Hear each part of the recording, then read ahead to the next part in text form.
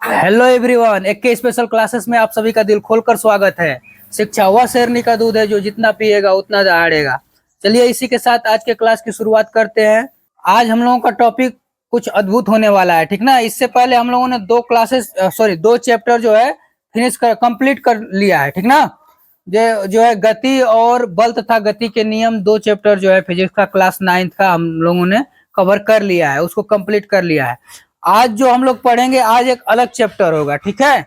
और आज का चैप्टर जो है बहुत ही महत्वपूर्ण है, इसलिए आप ध्यान से एक एक चीज को सुनेंगे और अच्छे से देखेंगे, ठीक ना। और हर चीज को नोटिस करेंगे, क्योंकि आज का जो चैप्टर है बहुत महत्वपूर्ण है और आज की टॉपिक भी जितनी रहेगी बहुत महत्वपूर्ण है। वैसे तो जितना पढ़ाया गया सब महत्वपूर्ण ही है, ठीक ना, लेकिन आज उससे भी ज्यादा इम्पोर्टेंट है। और आपको ये टॉपिक जो है बहुत ही, मतलब कि इसका न्यूमेरिकल तो बहुत डिफिकल्ट हो जाता है, ठीक ना। तो आप अच्छे से इसको पढ़ेंगे। और देखिए ये आपको अगले क्लास में मिलेगा, ठीक ना। 11th में मिलेगा आपको, ठीक है। 10th में तो नहीं मिलेगा, 11th में मिलेगा। तो अच्छे से पढ़ेंगे, ठीक ना। हम पढ़ने जा रहे हैं क्या? ग्रेविटी पढ़ने जा रहे हैं, ठीक है। ग्रेविटेशन पढ़ने जा रहे हैं, मतलब कि गुरुत्वाकर्षण। आज से हम लोग पढ़ने जा रहे हैं गुरुत्वाकर्षण, ठीक है। तो गुरुत्वाकर्षण के बारे में आप जानते हैं कि नहीं? नहीं जानते हैं तो हम कोई चिंता करने की बात नहीं है, हम बताएंगे आप लोगों को, ठीक है। गुरुत्वाकर्षण है क्या? तो सुनिए गुरुत्वाकर्षण क्या है। ब्रह्मांड में चाहे कहीं भी वस्तु हो, अगर दो वस्तु हैं उनके बीच जो बल लगता है उस बल को गुरुत्वाकर्षण बल कहते हैं, और इस प्रक्रिया को गुरुत्वाकर्षण कहते हैं, ठीक ना। ब्रह्मांड में किन्हीं दो पिंडों के बीच लगने वाले बल को गुरुत्वाकर्षण बल कहते हैं, और इस प्रक्रिया को क्या कहते हैं? गुरुत्वाकर्षण कहते हैं। लेकिन सभी सभी पिंड का अलग अलग गुरुत्वाकर्षण बल होता है, ठीक ना। जैसे हमारी अर्थ का, पृथ्वी का ग्रेविटी अलग है, ठीक है। चंद्रमा का ग्रेविटी अलग है। क्या आप जानते हो कि ग्रेविटी नहीं होती तो क्या होता? आपको पता है? ग्रेविटी नहीं होती तो बहुत कुछ नहीं होता, ठीक ना। हम पृथ्वी पर रुक ही नहीं पाते, ग्रेविटी नहीं होती तो कहीं उड़ते ऊपर, ठीक है। समझ रहे हैं? जैसे कोई अंतरिक्ष में जब जाते हैं, ठीक ना, जो जाते हैं अंतरिक्ष में, ठीक है, वैज्ञानिक जाते हैं तो क्या करते हैं? वो हवा में तैरते रहते हैं, ठीक ना। और यहाँ पर देखिए, यहाँ पे जो गुरुत्वाकर्षण है पृथ्वी पर ज्यादा है, ठीक है। इसलिए हम लोग पृथ्वी के साथ चिपके हुए हैं, ठीक ना। पृथ्वी चिपकाई हुई है, मतलब कि गुरुत्वाकर्षण की वजह से हम लोग हैं नीचे। वैसे ही जो है गुरुत्वाकर्षण की वजह से क्या होता है, कोई चीज धरती पर रहती है, ठीक ना। तो इसी इसी की वजह से क्या किया हमारे न्यूटन बाबा ने, ठीक ना। न्यूटन बाबा, अब ऐसा कहा जाता है, पता नहीं सही की गलत है लेकिन सही ही होगा, कि वो एक सेब के पेड़ के नीचे बैठे थे। तो आपको पता ही होगा, अगर वो सेब के पेड़ के नीचे बैठे थे तो भारत के नहीं होंगे। भारत में सेब कहीं कहीं मिलता है, ठीक ना, कश्मीर में मिलता है सेब, ठीक है। तो वो सेब के पेड़ के नीचे बैठे थे तो सेब एक गिरा। तो सेब गिरा तो उन्होंने सोचा कि आखिर ये सेब गिरा तो नीचे ही क्यों आया, ठीक ना। ऊपर भी तो बहुत जगह है, उधर जा सकता था, ठीक है, ऊपर जा सकता था, लेकिन ये नीचे क्यों आया? वो लगे सोचने उसी समय से, ठीक ना। तो उसी समय सोचते सोचते उन्होंने पता लगाया कि नहीं, पृथ्वी के अंदर एक ऐसा बल है जो सभी वस्तुओं को अपनी ओर खींचता है, ठीक ना। न्यूटन ने यह पता लगाया कि पृथ्वी के अंदर कोई ना कोई ऐसा बल जरूर है जो कि किसी भी वस्तु को अपनी तरफ आकर्षित करता है, खींचता है, जिससे वस्तु जो है पृथ्वी की तरफ आती है, ठीक है।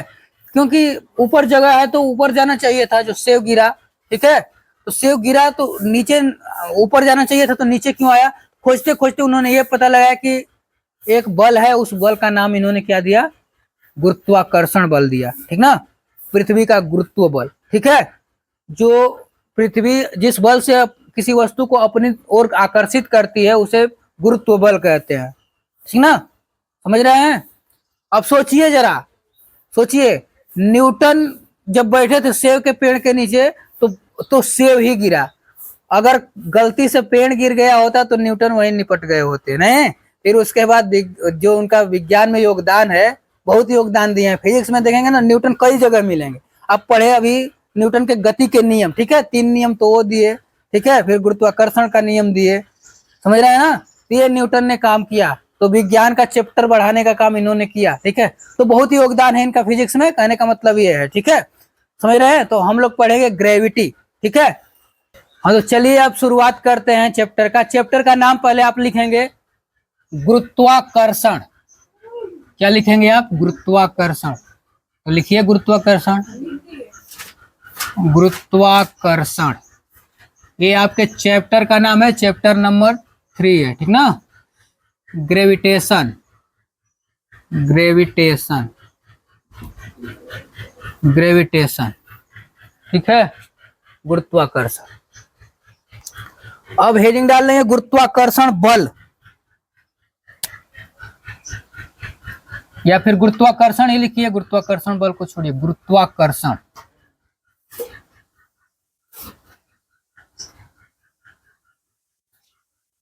गुरुत्वाकर्षण होता क्या है इसके बारे में लिखें। What is gravitation?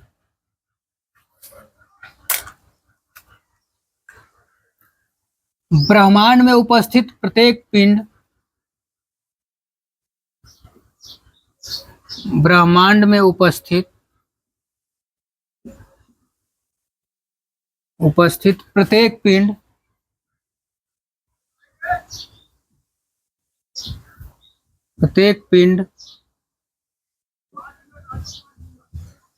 एक दूसरे को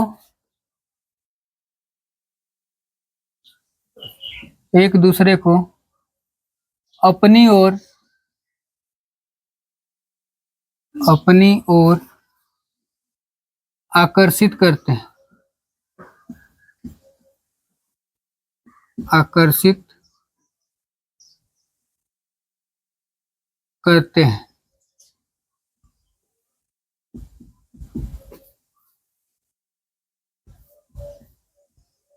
पिंडों के बीच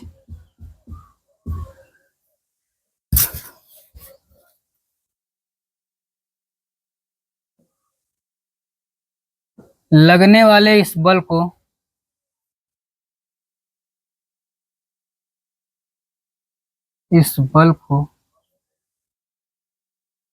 गुरुत्वाकर्षण बल कहते हैं। बल को गुरुत्वाकर्षण बल कहते हैं।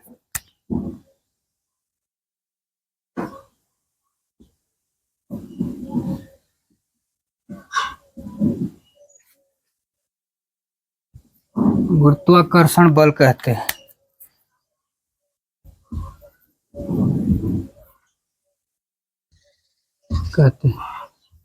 तथा इस घटना को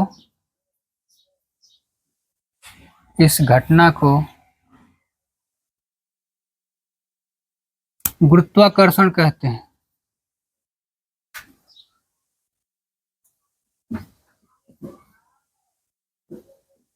गुरुत्वाकर्षण कहते हैं, ठीक है। यही हमने बताया, ठीक ना, कि ब्रह्मांड में उपस्थित प्रत्येक पिंड एक दूसरे को अपनी तरफ आकर्षित करते हैं, ठीक ना, समझ रहे हैं। और इस बल को, ब्रह्मांड में जो पिंड एक दूसरे को आकर्षित करते हैं, तो उस बल को, उनके बीच जो बल लगता है उसी बल को गुरुत्वाकर्षण बल कहते हैं। और इस घटना को, जो घटना घटती है एक दूसरे को आकर्षित करने की घटना को क्या कहते हैं? गुरुत्वाकर्षण कहते हैं, ठीक ना। गुरुत्वाकर्षण कहते हैं।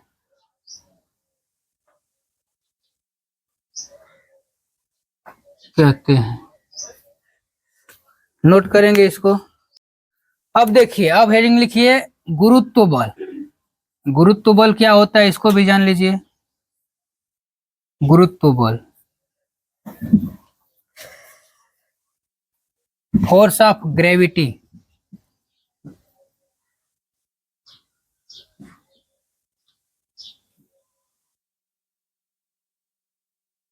ग्रेविटी,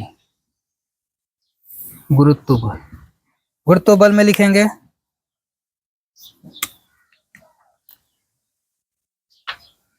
पृथ्वी द्वारा किसी वस्तु पर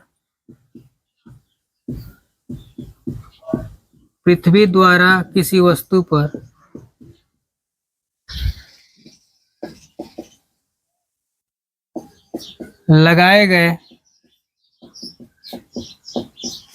गुरुत्वाकर्षण बल को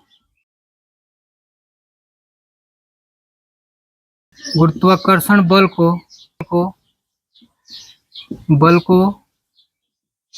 गुरुत्व बल कहते हैं। क्या बोलते हैं? गुरुत्व बल कहते हैं। गुरुत्व बल कहते हैं। समझ रहे हैं ना? ब्रह्मांड में प्रत्येक पिंड एक दूसरे को अपनी तरफ आकर्षित करते हैं, उस बल को गुरुत्वाकर्षण बल कहते हैं। और जो घटना घटती है वो मतलब कि एक दूसरे को आकर्षित करने की घटना, उसको गुरुत्वाकर्षण बल कहते हैं। और पृथ्वी जिस बल से किसी वस्तु को अपनी ओर आकर्षित करती है उस बल को गुरुत्व बल कहते हैं। ठीक ना? मतलब कि पृथ्वी जिस बल से किसी भी वस्तु को अपनी ओर आकर्षित करेगी उस बल को क्या कहेंगे? गुरुत्व बल कहेंगे। नोट करेंगे इसको, इसी में आगे लिख लेंगे या फिर नोट में लिख लीजिए। न्यूटन ने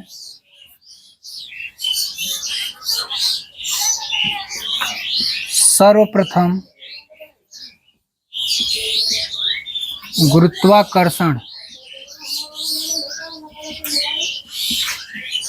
की व्याख्या की थी।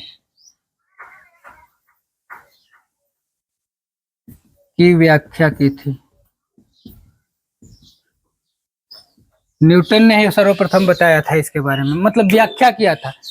आगे बढ़ते हैं हम लोग। अब गुरुत्वाकर्षण का सार्वत्रिक नियम पढ़ेंगे हम लोग। ठीक ना? जो न्यूटन ने दिया था, न्यूटन जो दिए थे नियम ना, उसको हम लोग पढ़ेंगे। और न्यूटन का जो नियम है बहुत इंपॉर्टेंट है। न्यूटन आपको हर जगह दिख रहे हैं। इससे पहले वाले चैप्टर में 3 नियम दिए, अब यहाँ पे देंगे गुरुत्वाकर्षण का सार्वत्रिक नियम। क्या लिखेंगे? गुरुत्वाकर्षण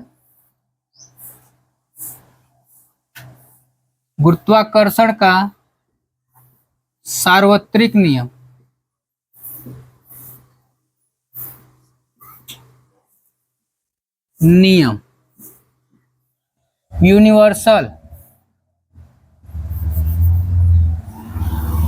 यूनिवर्सल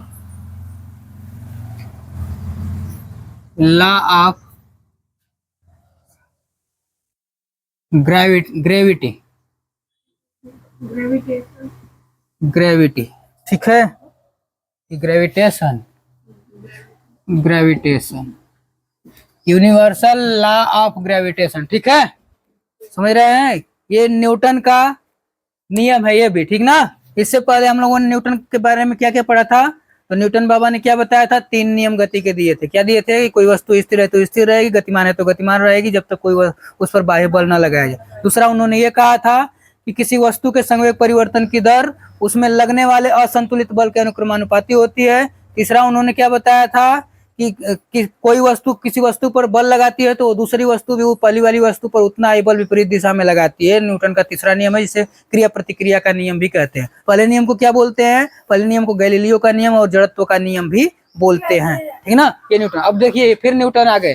गुरुत्वाकर्षण का सार्वत्रिक नियम उन्होंने ही दिया था। क्या कहा था? देखिए इसमें ना आप जानते हैं कि ब्रह्मांड में प्रत्येक पिंड, ठीक ना, ब्रह्मांड में प्रत्येक पिंड एक दूसरे पर क्या करते हैं? बल लगाते हैं। ठीक ना?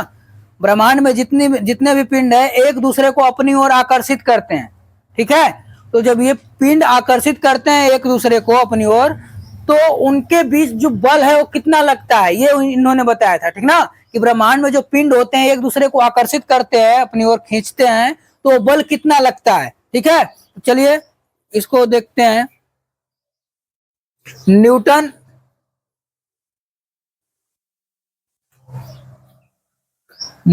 का जो है ना, न्यूटन का नियम जो है ग्रेविटी का नियम, गुरुत्वाकर्षण नियम को गणितीय रूप में देखेंगे। ठीक ना?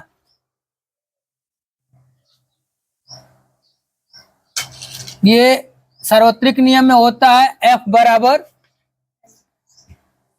नहीं चलेगी क्या? F बराबर M1 M2। ठीक ना? M1 M2 बटे में R स्क्वायर। G भी होता है F बराबर G M1 M2 बटे में R स्क्वायर। ठीक है? इसको याद रखेंगे। ये न्यूटन का जो नियम है, सार्वत्रिक नियम, उसका गणितीय रूप ये है, ठीक ना। गणितीय रूप ये है, न्यूटन के नियम से ये है कि F बराबर G m1 m2 बटे में R स्क्वायर। इसका मतलब जानिए आप लोग, ठीक है।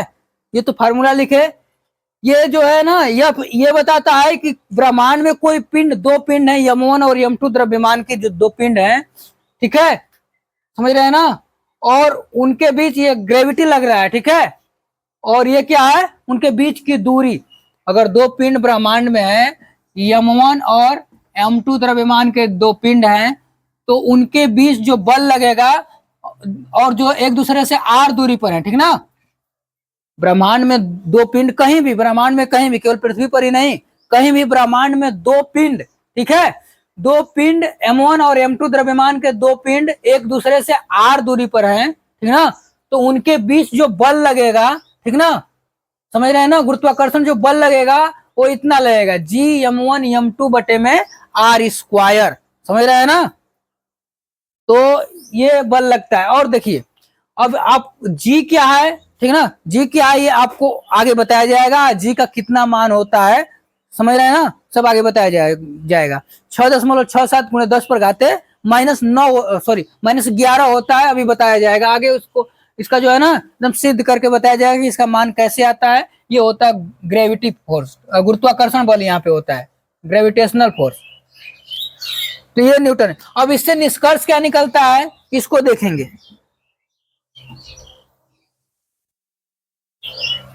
इस नियम से, इस नियम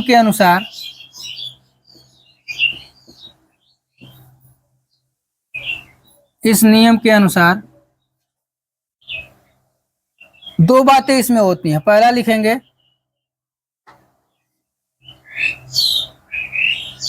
किन्हीं दो पिंडों के बीच लगने वाले बल की हम बात करेंगे, ठीक ना। केवल बल लिखेंगे तो ये समझ आना कि दो पिंडों के बीच, ब्रह्मांड में कहीं भी दो पिंडों के बीच लगने वाला बल। तो बल, जो बल होता है, दो पिंडों के बीच लगने वाला बल,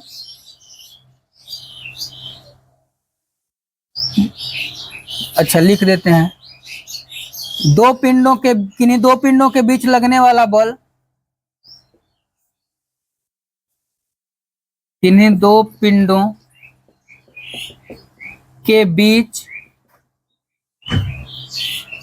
लगने वाला बल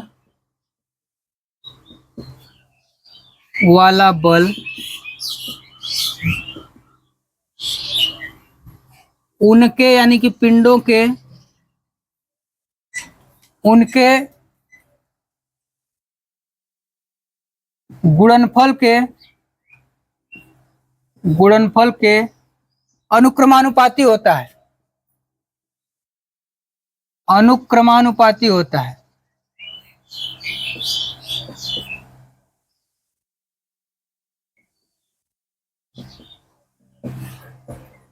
किन्हीं दो पिंडों के बीच जो लगने वाला बल होता है, ठीक ना, वो m1 और m2 के गुणनफल के अनुक्रमानुपाती होता है। यहां से देखिए, m1 इंटू m2 है ना, m1 और m2 के गुणनफल के अनुक्रमानुपाती होता है। तो इसको लिख सकते हैं F अनुक्रमानुपाती m1 m2, ठीक ना। दूसरी बात क्या लिखेंगे आप, दूसरी बात भी लिखिए,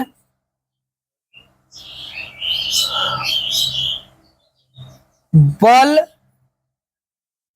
मतलब कि दो पिंडों के बीच लगने वाला बल, पिंडों के बीच की दूरी,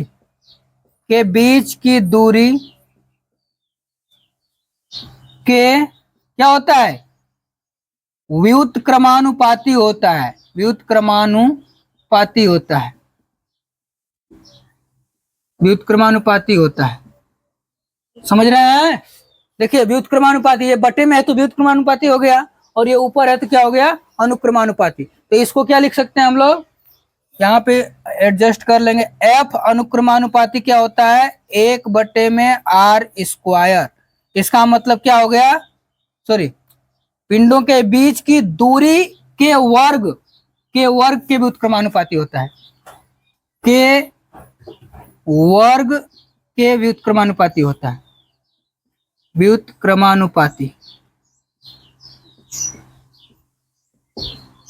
होता है, ठीक ना। वर्ग है ना ये, वर्ग के व्युत्क्रमानुपाती होता है। तो लिख लेंगे एफ व्युत्क्रमानुपाती आर स्क्वायर, चाहे एफ अनुक्रमानुपाती 1/r², इसको पढ़ेंगे, ठीक ना। क्या पढ़ेंगे, फिर से देखेंगे। देखिए एफ अनुक्रमानुपाती 1/r² पढ़ेंगे या फिर एफ व्युत्क्रमानुपाती r² बस पढ़ेंगे, ठीक ना। 1/r पढ़ेंगे तो अनुक्रमानुपाती कहेंगे, केवल r² कहेंगे, ठीक ना। एफ अनुक्रमानुपाती 1/r², चाहे एफ व्युत्क्रमानुपाती r², ठीक ना। इसको पढ़ेंगे, ठीक है। तो ये देखिए, अब देखिए एफ जो होता है इसका मतलब क्या हुआ, ये एफ जो बल होता है, अब दोनों हमने लिखा दिया कि एफ क्या होता है, उनके गुणनफलों के अनुक्रमानुपाती होता है और उनके बीच की दूरी के वर्ग के व्युत्क्रमानुपाती होता है। इसको नोट कर लेंगे। देखिए इसको इक्वेशन 1 कर लीजिए, ये वाला हम लोग लाएंगे इन दोनों से, ठीक है। इसको इक्वेशन 2 कर लीजिए, सुनिए, इसको इक्वेशन 1, इसको 2, और ये वाला हम लोग लाएंगे अभी समीकरण 1 तथा 2 से।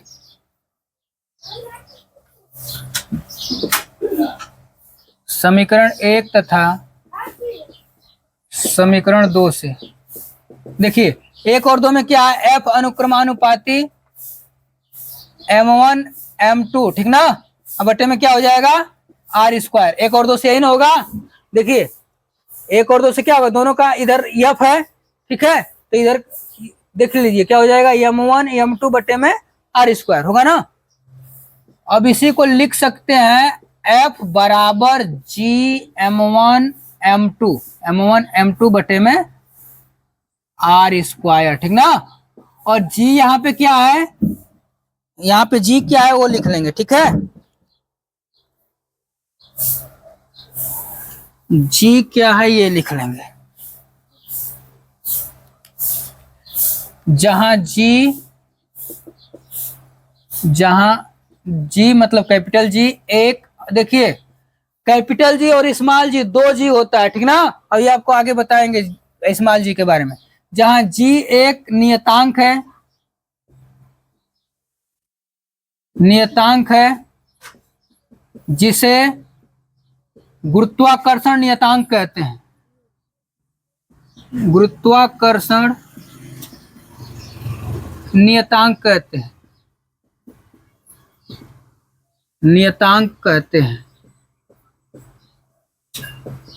जी क्या है, जी एक नियतांक है जिसे गुरुत्वाकर्षण नियतांक कहते हैं, ठीक ना।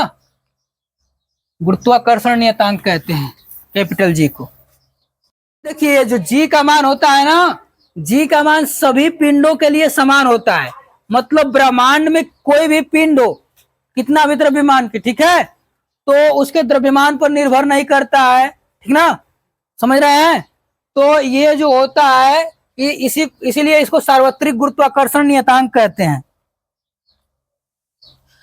ये देखिए ये जो जी का मान होता है ना, m1 m2 मतलब द्रव्यमान पर भी निर्भर नहीं करता है और दूरी पर भी निर्भर नहीं करता है, किसी चीज पर ये निर्भर नहीं करता है। जो ये जी का मान होता है, ठीक है, कैपिटल जी का मान जो होता है, गुरुत्वाकर्षण नियतांक जो होता है, ये न पिंडों के द्रव्यमान पर निर्भर करता है, न उनके बीच की दूरी पर निर्भर करता है। इसका मतलब जानते हैं, इसका मतलब ये हुआ कि ब्रह्मांड में कोई भी वस्तु रहेगी, कोई भी दो वस्तु, चाहे द्रव्यमान उसका कुछ भी हो, छोटा बड़ा, एक छोटा सा पिंड एकदम छोटा सा, एक बहुत बड़ा पिंड, दोनों के बीच हमेशा वही बल लगेगा, ठीक ना।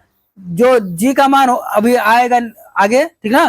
तो मतलब कि कोई भी पिंड हो, छोटा बड़ा कितना भी बड़ा हो, उन दोनों के बीच हमेशा एक समान बल लगेगा, वही बल लगेगा, ठीक है। तो पिंडों के द्रव्यमान पर निर्भर नहीं करता है, मतलब छोटा पिंड हो या बड़ा पिंड हो, सबके बीच समान बल लगेगा, ठीक है, कोई भेदभाव नहीं होगा, सबको समान माना जाएगा इसमें, समझ रहे हैं ना। अब देखिए इनके बीच की दूरी पर भी निर्भर नहीं करता है, ठीक ना। गुरुत्वाकर्षण जो नियतांक होता है, बीच की दूरी की, 1 किलोमीटर की दूरी पर हो तो कुछ और बल लगेगा, 1000 किलोमीटर की दूरी पर हो तो कुछ और बल लगेगा, ऐसा भी नहीं है, ठीक ना। इस पर निर्भर वो करता ही नहीं है, कितना भी दूरी पर हो वस्तु, उस पर बल उतना ही लगेगा, ठीक है, नोट कर लेंगे इसको। हाँ ठीक है, तो ये किसी पर निर्भर नहीं करता, इसलिए इसको क्या कहेंगे, सार्वत्रिक गुरुत्वाकर्षण नियतांक भी कहते हैं, क्योंकि न पिंडों के द्रव्यमान पर यह निर्भर करता है, न पिंडों के बीच की दूरी पर निर्भर करता है, सबके लिए समान होता है, किसी के साथ भेदभाव नहीं करता है, इसीलिए इसको क्या कहते हैं, सार्वत्रिक गुरुत्वाकर्षण नियतांक, जो हम लोगों ने लिखा हुआ है, ठीक ना। इसे सार्वत्रिक गुरुत्वाकर्षण नियतांक भी कहते हैं। इसे सार्वत्रिक गुरुत्वाकर्षण नियतांक भी कहते हैं।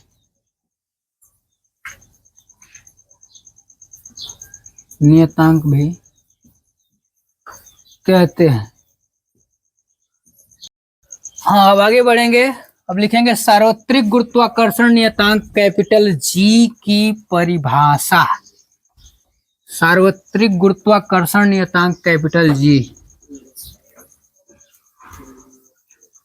लिखिए। सार्वत्रिक गुरुत्वाकर्षण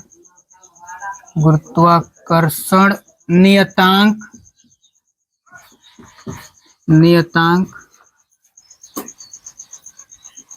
कैपिटल जी की परिभाषा।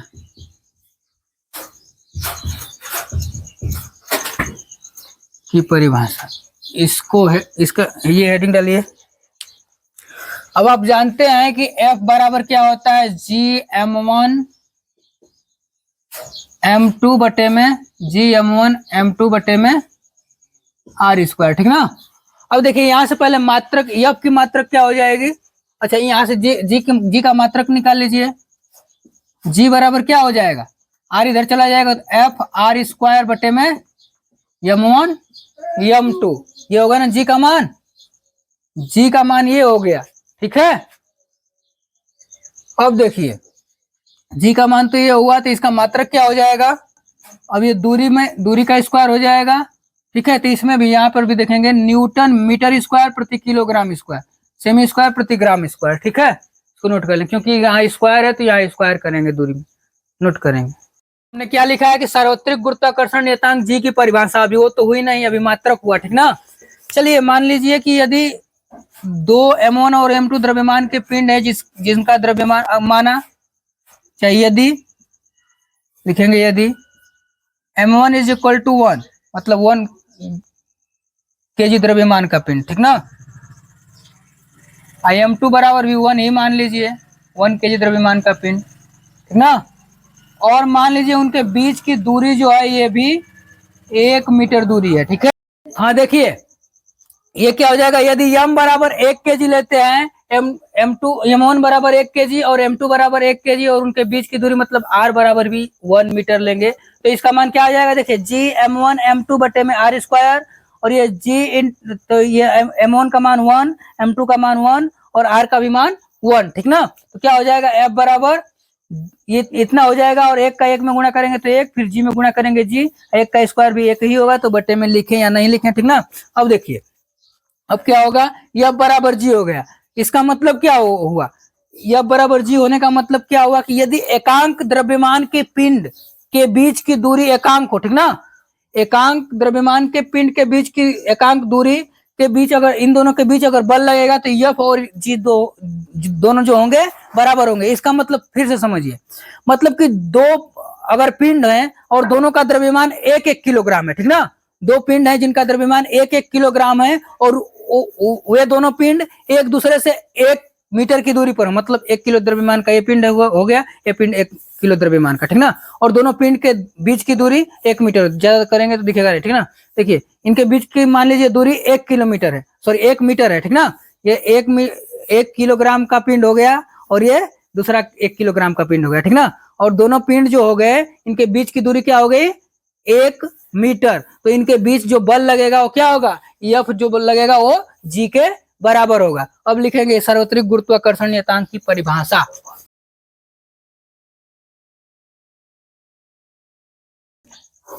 गुरुत्वाकर्षण नियतांक G का मान, डबल इन्वर्टेड कहां में लिखेंगे, गुरुत्वाकर्षण नियतांक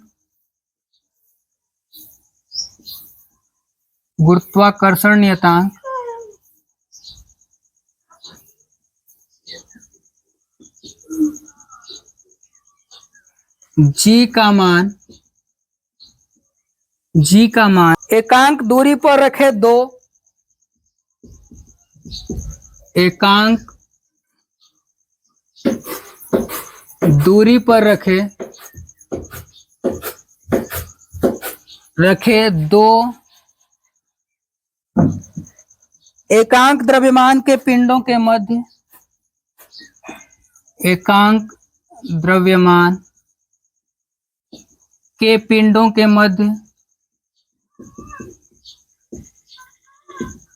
मध्य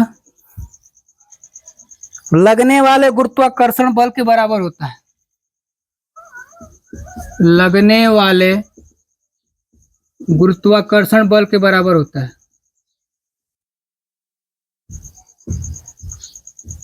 बल के बराबर होता है। बल के बराबर होता है।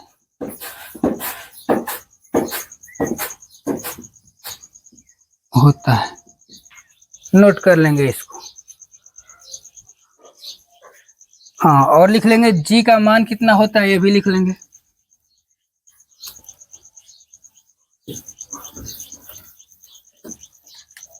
देखिए कैपिटल जी का मान यहाँ लिख लेंगे। जी का मान होता है 6.67 गुणे 10 पर घाते -11, ठीक ना, न्यूटन मीटर स्क्वायर प्रति किलोग्राम स्क्वायर होता है।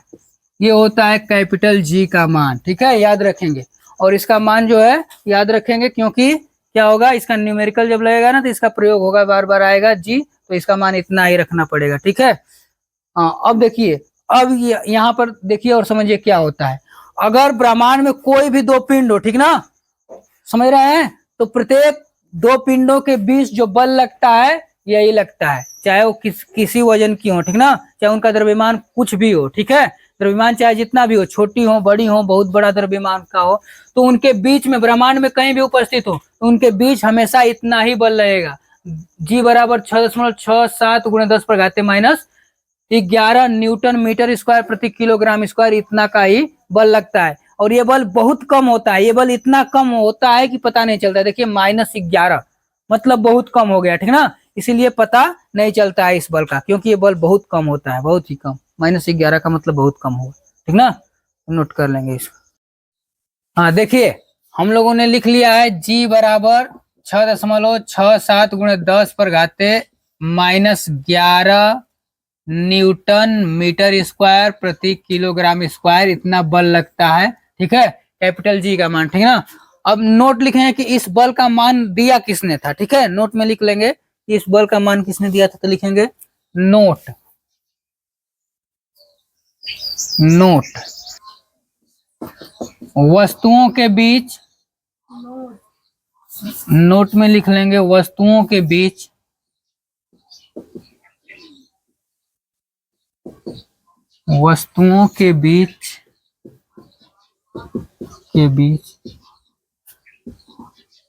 गुरुत्वाकर्षण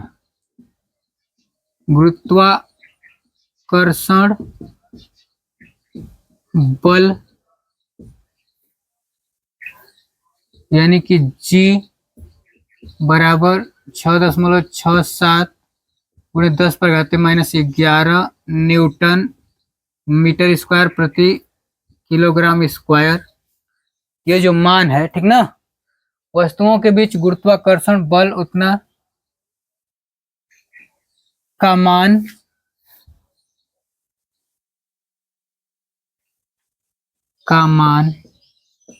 कैवेंडिश, इसको हाईलाइट कर लेंगे,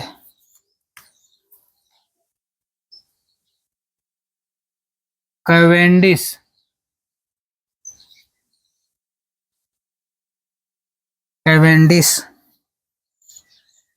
इस तरह लिख लेंगे। कैवेंडिश नामक वैज्ञानिक ने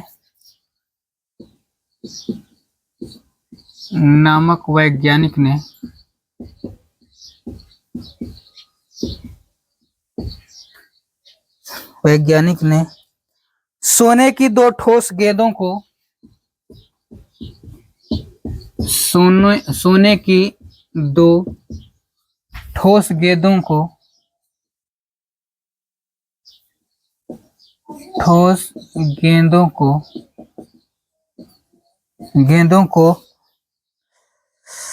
मजबूत धागों से बांध कर ज्ञात किया। मजबूत धागों से बांध कर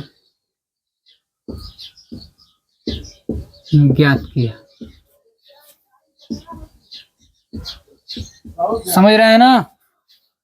वस्तुओं के बीच जो गुरुत्वाकर्षण बल होता है, ठीक है, वस्तुओं के बीच जो बल लगता है, ब्रह्मांड में स्थित किन्हीं दो पिंडों के बीच जो बल लगता है, ठीक ना, उस बल को कैपिटल जी से प्रदर्शित करते हैं और उसका मान क्या होता है 6.67 गुणे 10 पर घाते -11, ठीक ना, ये होता है न्यूटन मीटर स्क्वायर प्रति किलोग्राम स्क्वायर। और इस बल का मान जो है कैवेंडिश नामक वैज्ञानिक थे, ठीक ना, कैवेंडिश नामक वैज्ञानिक ने दिया, इस बल का मान ज्ञात किया था, ठीक ना। और कैसे प्राप्त किया था? दो ठोस गेंदों को, ठीक ना, क्या किया था उन्होंने? बांध दिया था धागे से, मजबूत धागे से बांध करो, भी सोने का गेंद लिए थे, ठीक ना, समझ रहे हैं? तो कैवेंडिश नामक वैज्ञानिक ने सोने की दो ठोस गेंदों को मजबूत धागों से बांध कर ज्ञात किया था इसका मान। ये जो मान प्राप्त हुआ है ना 6.67 गुणे 10 पर घाते -11 न्यूटन मीटर स्क्वायर प्रति किलोग्राम स्क्वायर, ये मान इन्होंने कैवेंडिश ने ज्ञात किया था, ठीक है, क्या करके? दो ठोस गेंद लिए थे सोने की और उनको बांध कर लटका दिए थे ऐसे, तो उन्होंने देखा कि वो दोनों एक दूसरे को आकर्षित करते हैं, तो वो बल उनके बीच जो बल लगता है वो कितना बल लगता है, तो इतना बल लगता है, उन्होंने ज्ञात किया कैवेंडिश ने, ठीक है, नोट कर लेंगे इसको। हाँ देखिए, अब एक न्यूमेरिकल कर लेते हैं, ठीक ना। देखिए, पृथ्वी की सतह पर रखी किसी 1 kg द्रव्यमान की वस्तु पर लगे हुए बल का परिमाण क्या होगा, ठीक ना। पृथ्वी का द्रव्यमान दिया हुआ है 6 गुणे 10 पर घाते 24 kg, पृथ्वी की त्रिज्या 6400 किमी है और गुरुत्वाकर्षण नियतांक कितना आप जानते हैं, ऐसा हमने बता दिया। चलिए इसको सॉल्व करते हैं। चलिए मान लीजिए m द्रव्यमान की कोई पिंड है, मतलब m जिसका उसका m बराबर, ठीक ना, 1 kg हो जाएगा। मतलब कि कोई वस्तु है उसका द्रव्यमान m है तो उसका 1 kg दिया हुआ है। पृथ्वी का द्रव्यमान मान लीजिए me मास ऑफ अर्थ जो हो जाएगा कितना है? पृथ्वी का द्रव्यमान 6 गुणे 10 पर घाते 24 kg है, ठीक ना। उसके बाद पृथ्वी की त्रिज्या RE मान लीजिए मास, मतलब कि रेडियस ऑफ अर्थ कितनी हो जाएगी? 6400 किमी। अब इसको बदल लेंगे हम लोग, किस में? मीटर में बदलेंगे, तो क्या हो जाएगा? 6400 मतलब 1000 का इसमें गुणा कर देंगे ना, किलोमीटर को मीटर में बदलेंगे तो 1000 का गुणा कर देंगे, 1 2 3 जीरो बढ़ जाएगा। अब इसको हम लोग चाहे तो लिख सकते हैं 1 2 3 4 5 6 6.4 गुणे 10 पर घाते 6 लिख सकते हैं, ठीक ना। अब ये बदल गया मीटर में, ठीक है, इतना लिख लेंगे। अब आपसे जो पूछा है वो ज्ञात कर लीजिए। F बराबर क्या होता है? G/m1, तो m1 के जगह पर यहाँ पे me लिख लीजिए, और m2 होता है तो m2 की जगह पर m लिख लीजिए, कोई m द्रव्यमान की पिंड है, बटे में r स्क्वायर होता है तो re यहाँ पे है तो re का स्क्वायर लिख लीजिए। g का मान कितना दिया है? 6.67 गुणे 10 पर घाते -11, ठीक ना। उसके बाद me का मान कितना दिया हुआ है? 6 गुणे 10 पर घाते 24, ठीक ना, इतना दिया हुआ है। अब उसके बाद m का मान कितना दिया हुआ है? 1 kg। इसके बटे में r का मान कितना? 64, ये हो जाएगा 6.4 गुणे 10 पर घाते 6, इसका स्क्वायर है तो स्क्वायर कर लेंगे, ठीक ना। अब देखिए अब क्या होगा, अब घात को सब देखिए 6.67 गुणे 10 पर घाते -11, ठीक ना, और ये घात जुड़ जाएगा। अच्छा इसको गुणा करके लिख लीजिए, इतना में इतना का गुणा कर देंगे, 6 गुणे 10 पर घाते -11 और ये 24 जो हो जाएगा ये जुट जाएगा इसी में, ठीक ना, क्योंकि आधार बराबर है। अब देखिए अब क्या हो जाएगा, 6.4 गुणे 6.4 दो बार हो जाएगा, वर्ग है तो, ठीक ना, और 10 पर घाते क्या हो जाएगा? 10 पर घाते हो जाएगा 12, ठीक है, 10 पर घाते 12 हो जाएगा, 6 दूनी के 12।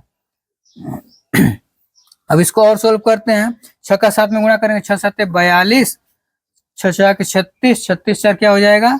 40, 6 6 36 और 36 4 40, ठीक ना, 2 अंक पर दशमलव लग जाएगा, ठीक है। अब देखिए गुणे 10 पर घाते क्या हो जाएगा, 24 में से 11 घटेगा 13 आ जाएगा, बराबर। अब देखिए ये 4 का गुण, इस 64 में 64 का गुणा करिए, 4 चौके 16, 4 छके 24, 1 25, 6 चौके 24, 6 छके 36, 36 दो 38, 6 5 4 9, ठीक है, 8 दो 10, 3 1 4, क्या हो जाएगा, 2 अंक पर दशमलव लगा देंगे, 40.96 गुणे 10 पर घाते 12 हो जाएगा, ठीक ना। अब देखिए 40.02 गुणे 10 पर घाते 13, ये ऊपर जाएगा तो -12 हो जाएगा, बटे में 40.96, ठीक ना।